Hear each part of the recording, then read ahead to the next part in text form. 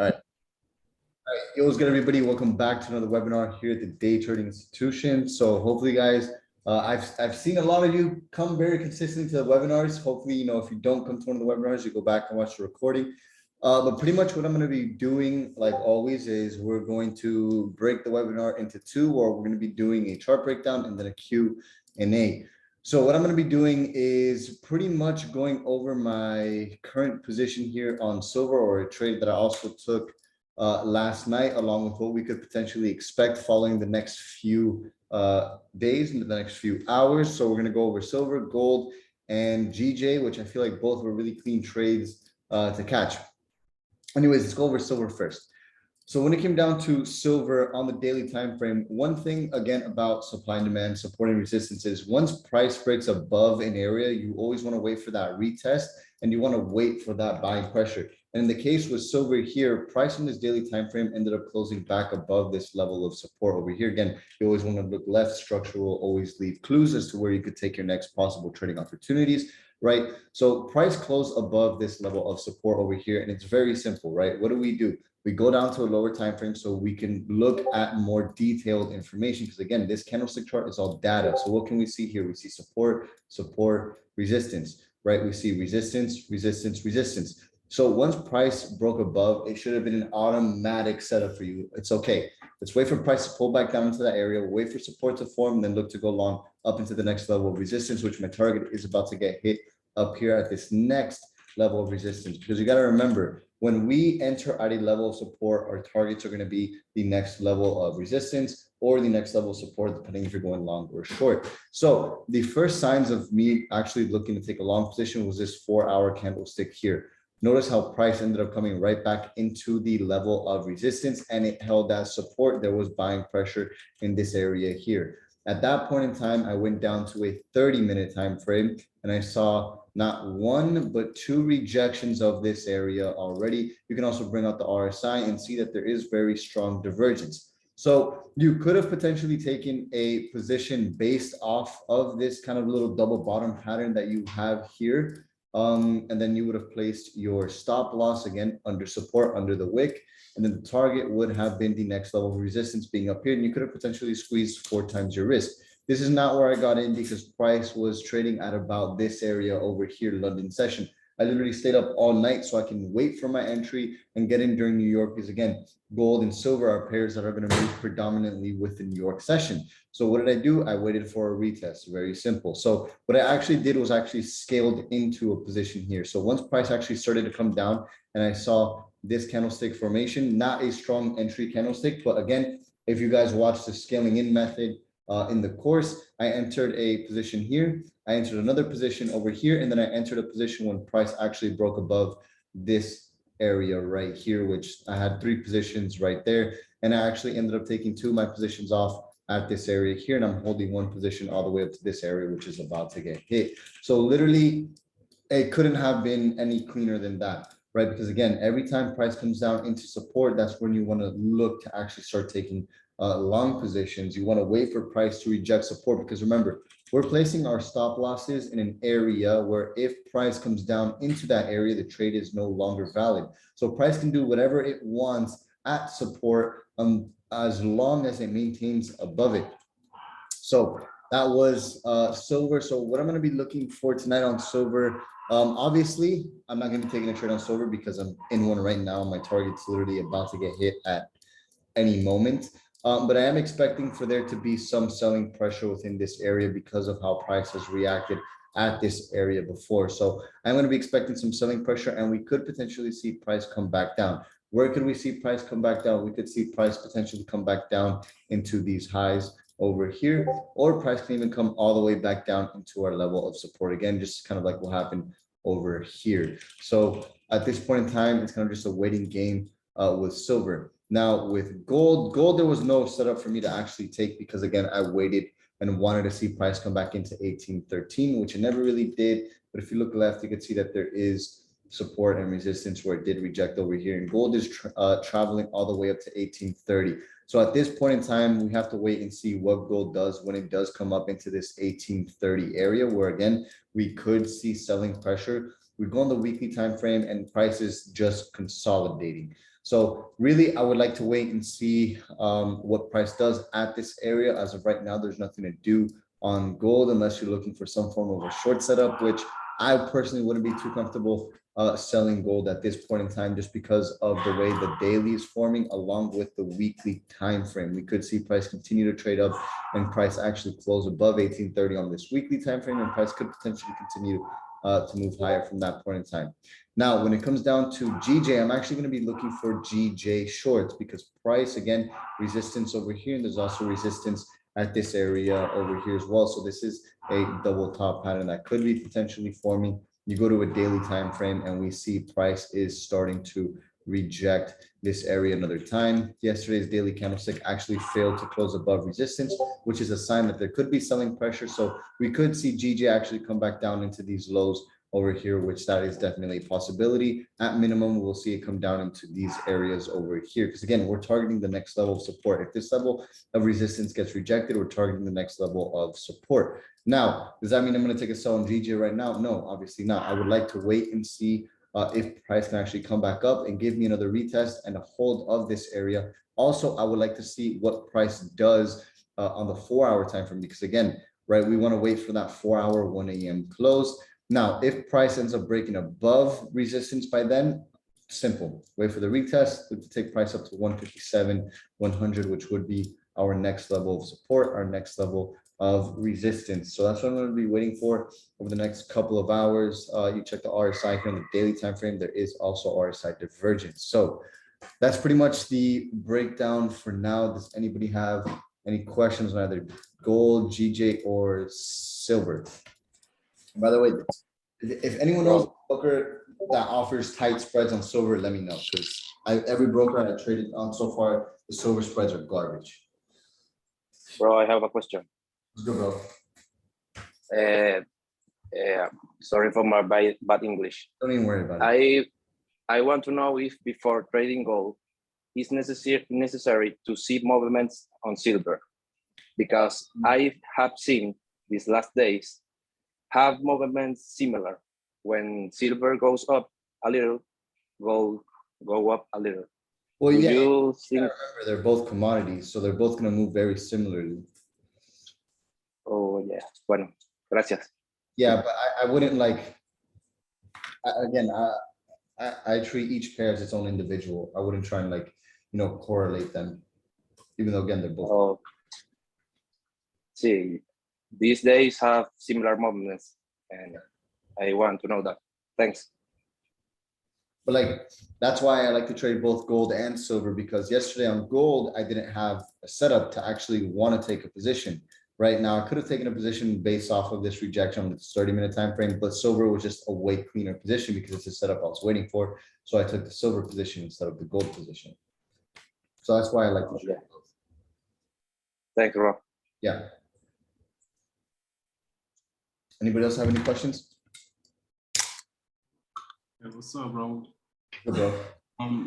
What time you usually take your trades? It depends.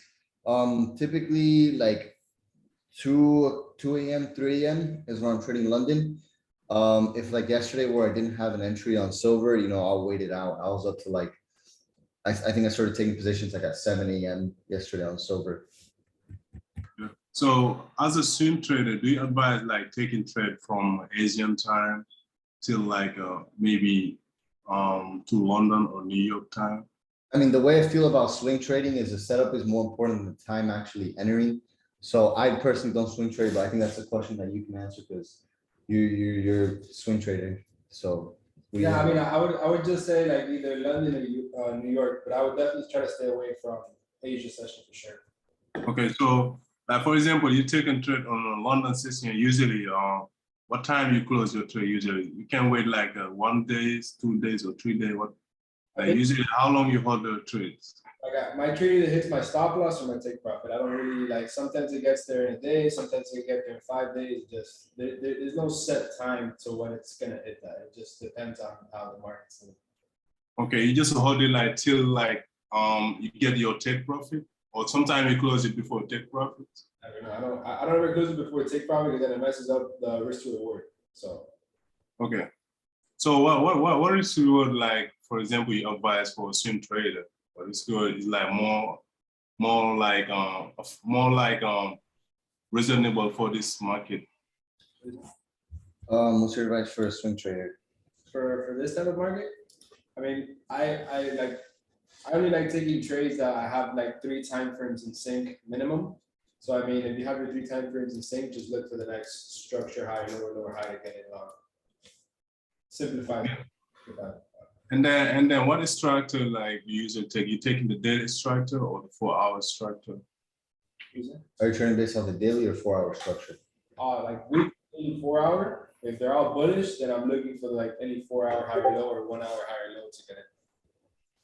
Okay, thank you, bro. I appreciate it. Yeah. Hey, yo, Raul, how you doing? Hi, Alex. Can you hear me? Yeah, what's up, bro? What's up? Can you go to the GGU chart, please, to ask you something about structure? Most of my mistakes I did in when structure, you know. So if you go to the daily time frame, I see that the price could be potentially is forming a new higher low. Yeah.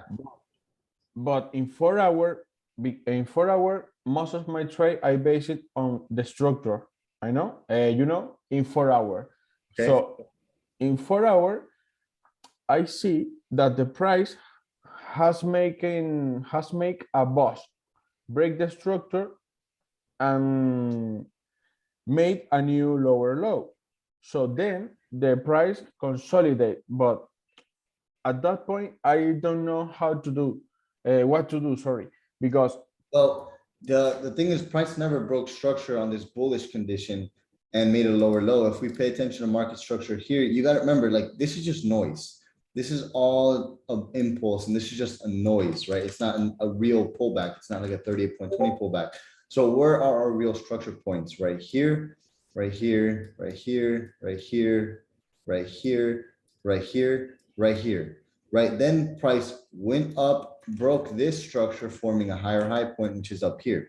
And then price came down, formed this higher low point. So you can expect price to come up to this structure point now too.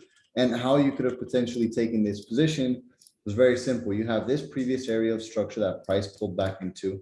You can pull a Fibonacci retracement tool from this point to this point, seeing that price pulled back just about 50%. More importantly, though, price never broke under this level of support. So now we know the fact that market structure is bullish because it went from making lower lows and lower highs to now making a higher high, right? This is the second leg in a 3-leg extension that we're looking to actually catch.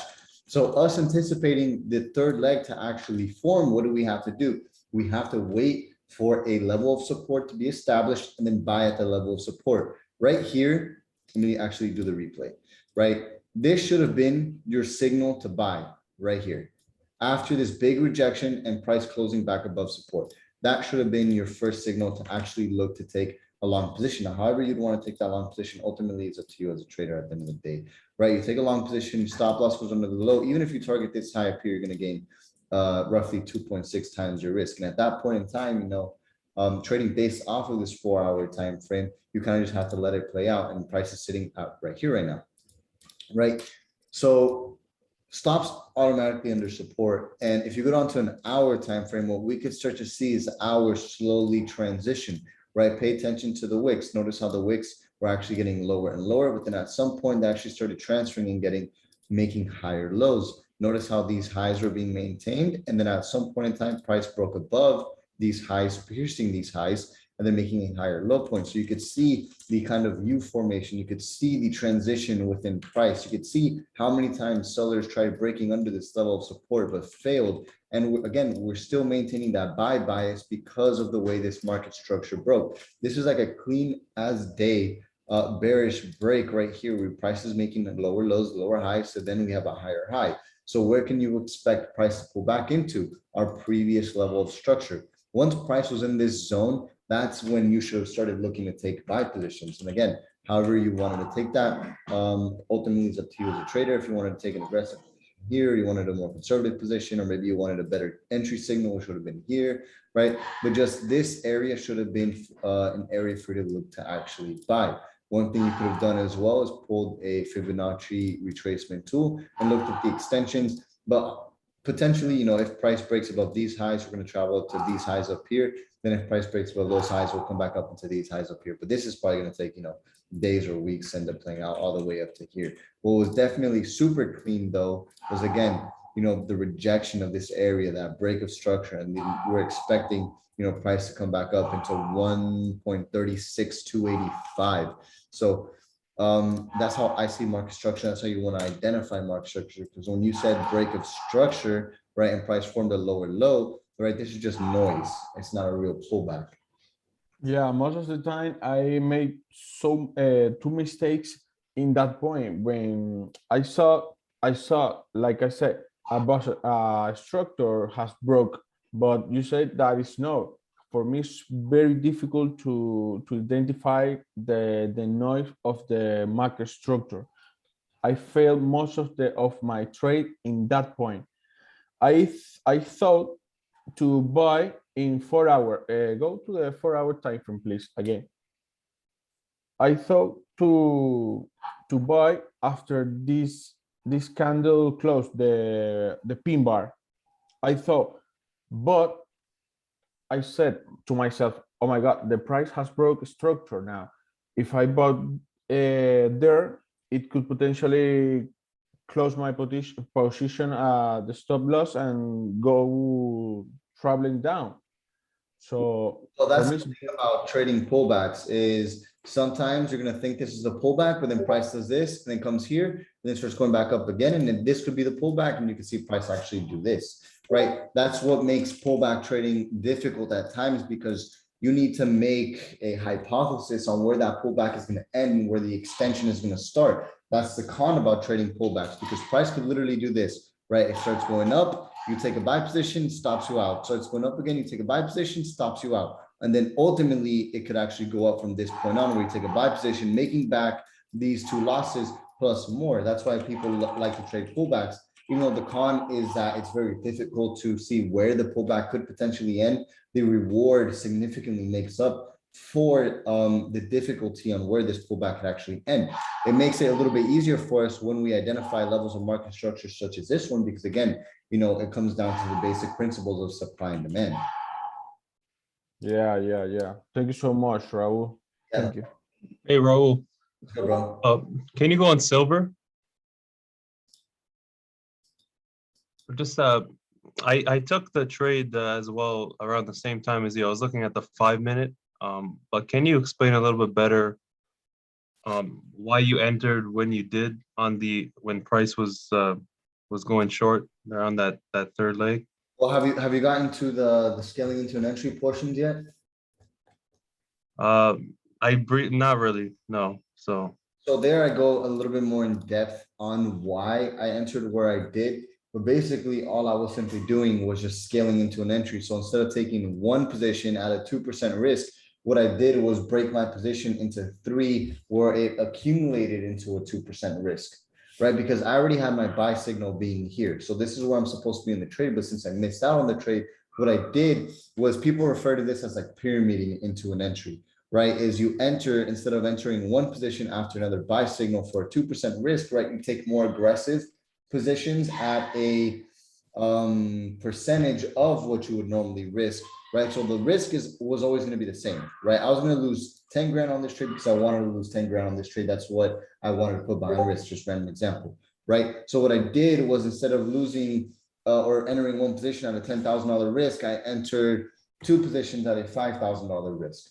One position was just a little bit more aggressive, because then if silver would have taken off from this point on, I would at least have half of the risk. But then if silver would have came down, given me my entry signal, I would have entered that other $5,000 risk. Does that kind of make sense? Yeah, no, I actually maybe misunderstood. I understood the scaling. I didn't realize, as soon as you told me that your entry signal was before, yes, you weren't awake or you said you missed it. Yeah, because Um, after these two rejections, this candlestick right here would have been my entry signal, but price. Yeah, okay, so that was enough. That was enough right there. And then I get it. As price came back down, you're getting the same entry Yeah, that gave you that second chance. And I yeah, it gave me that second chance to get in the market, right? Because again, I'm not gonna buy up here because it's gonna kill my risk reward and silver spreads on top of that. I buy here, it's just gonna place me all the way up here. What's your spread, man? What's your spread? Bro, when I took an entry here, it put me in like up here. Like how many pips? So you got like what, 4 pips spread?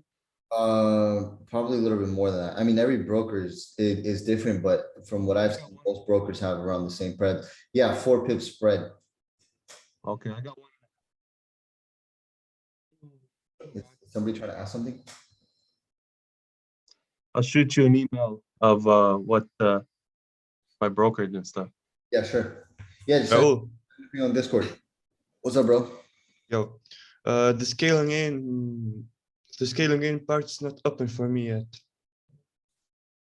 Let me check. The scaling in video? Yeah, Yeah, mine too. Parts 10, 13. It only showed up part 15. yeah, exactly. Like right now I can see part 10, 11, and 13. Let me see. You don't see 15 either? No, I can see 15.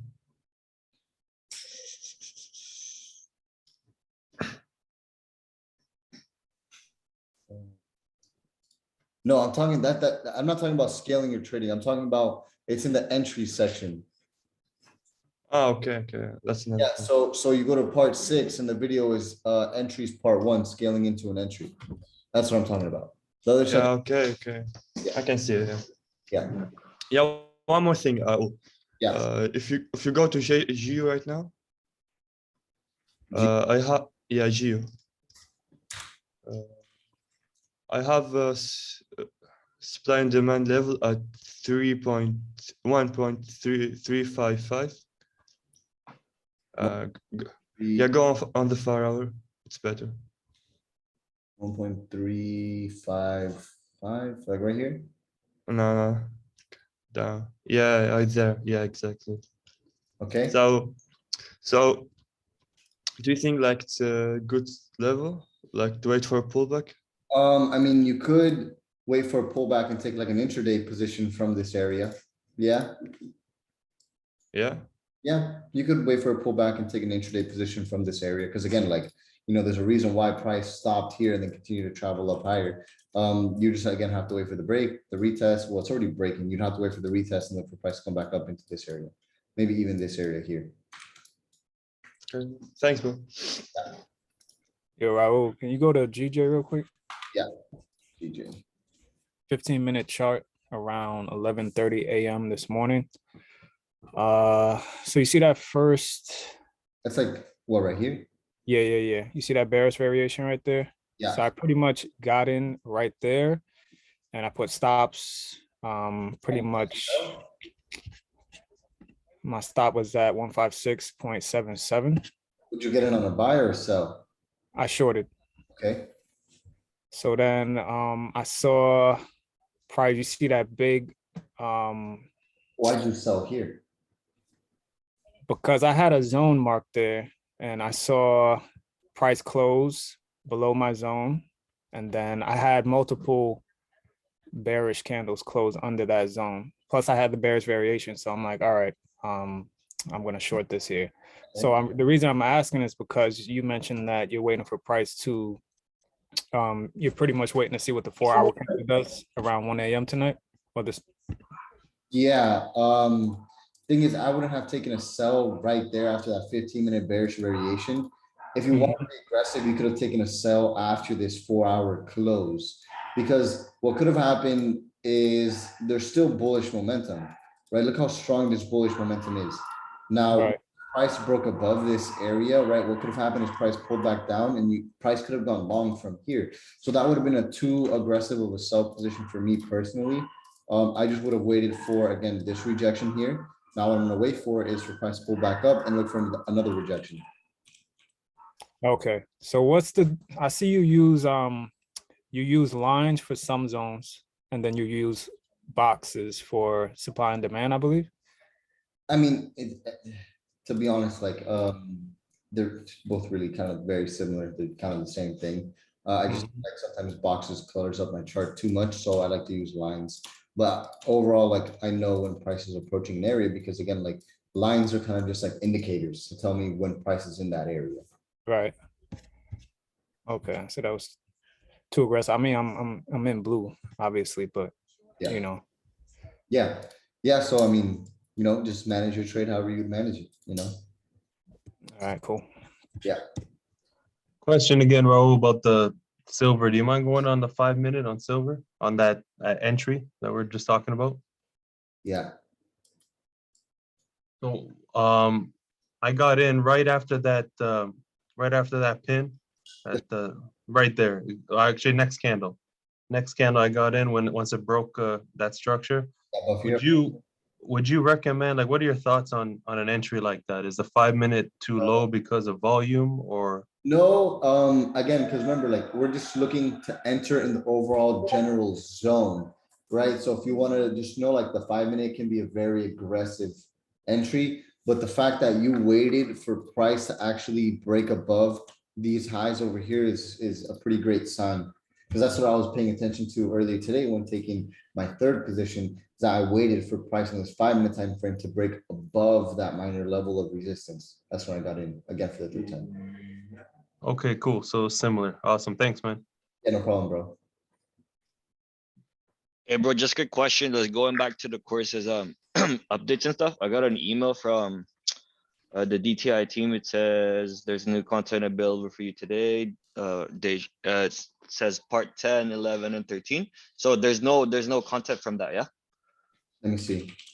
I don't know why you guys are getting those emails. I don't know if that's from the team. I don't think so. I think that's from just Kajabi because I'm adding content to them, but I still have those sections locked because I didn't like some of them. I had to remake some of them. Okay. Yeah. Okay. Okay. No, because I thought mine was kind of like not updating and stuff. That's fine. Thank you. Oh, Raul. Oh, You can go. You can. Yeah, you can I go, bet. bro. Yo, this is like for you and for like Alex too. So Raul, you're more of a day trader, but Alex is a swing trader. This like I want to hear like Alex's like opinion on this, how different. If he's done day trading, how the psychology is different.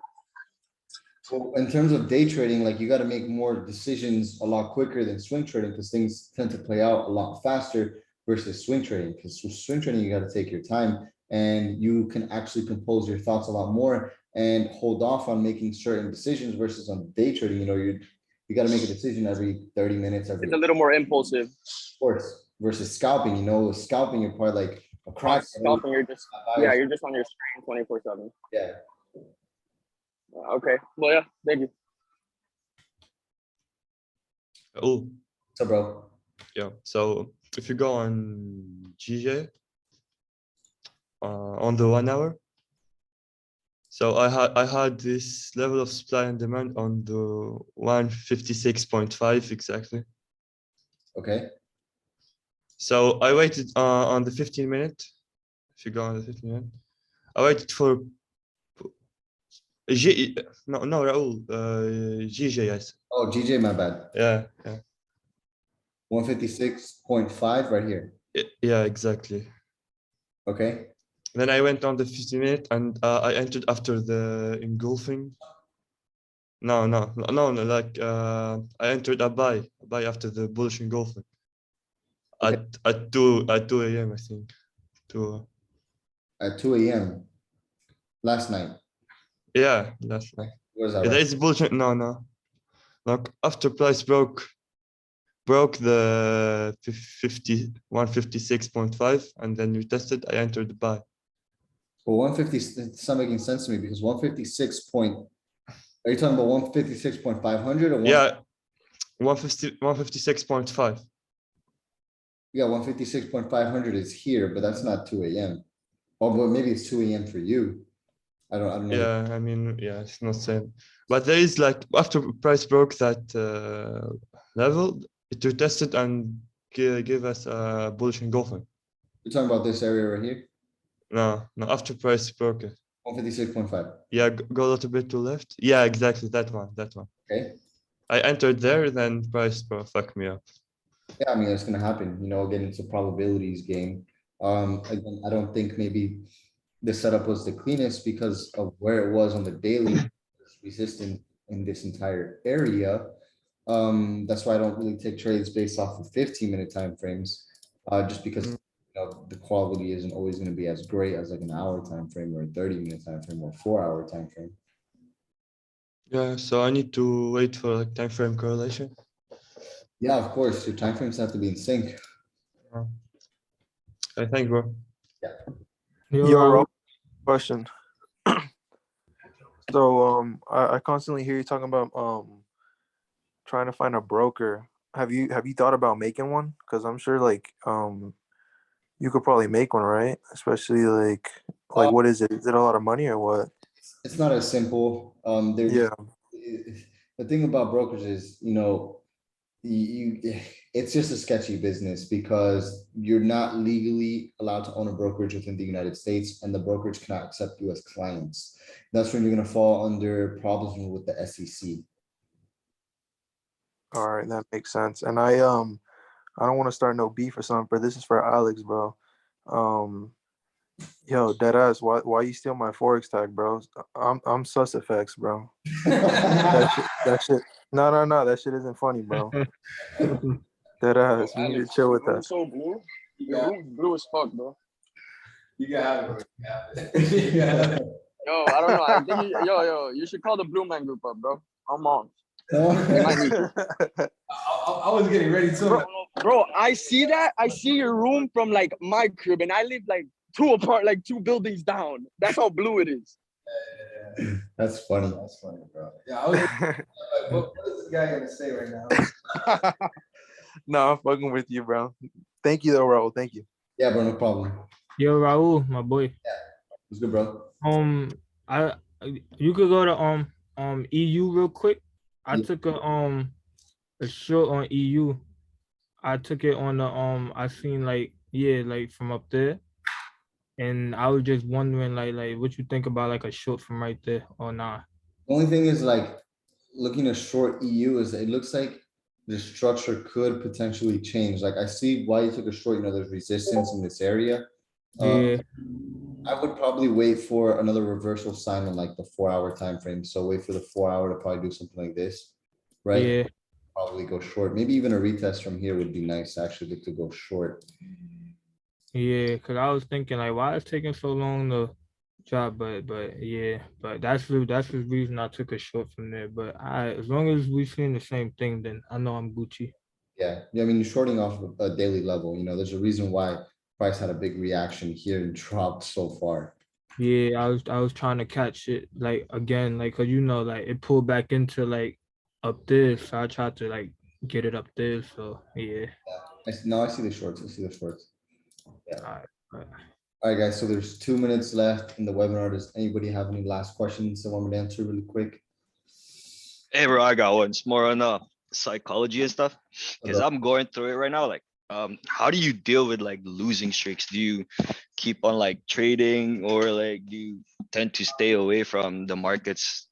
So like, it's hard because I don't know if you've seen my newest YouTube video. I kind of talked about it a little bit, right? So basically, when it comes down to a losing streak, I have to trade you. You gotta have to trade through it. You know what I mean? You can always take like a little break, maybe not trade the following day, depending on how bad the losing streak is. But typically, after you lose 3 trades in a row, it's going to be very difficult for you to execute on your trading methodology with the same amount of accuracy as if you're in a winning streak. Which winning streaks can be just as bad as losing streaks because after you win 3 trades, you want to take double the positions that you normally take. So the main thing is you got to do things to bring back up your confidence. That's number one, and try not to get discouraged as best as possible and literally trust in your system. Yeah, man, because I've been going through it right now. I've like 8 consecutive trading losses, and I'm like, fuck, man, what do I do right now? It depends what type of risk rewards you normally target. I usually do like 2.5. Or no, not 2.5, sorry. Oh yeah, 2.1 to 2.5. What times do risk to reward. Usually what times do I trade? Like, what do you mean? what time do you normally like trade? Oh, usually like For the an webinar, hour. before the webinar ends, what you got to do is look at why you took those losses, look at the times and see if you see any patterns that pop up and why those losses could have probably been caused so you can avoid them again in making those mistakes in the future. Like if you would have taken a loss, and you always take a loss 2 hours before session, let's just say you get stopped down and price goes in your favor during session. Well, there you go. You got to stop trading before session. You got to look back into your trade to see why you lost. Yeah, because I usually take my trades like, yeah, like you said, if the setup was there, if it's an hour away from the session, take it. Or just try and trade only during session. So literally right when 3 a.m. opens is when you look for that entry. Anyways, guys, I'm sorry the webinar is really going to end. If you have any questions, send me a message on Discord. I'm going to answer my Discord questions now. All right. Thanks, Real. Thank you, brother. Have a good night. All right, you too. Thank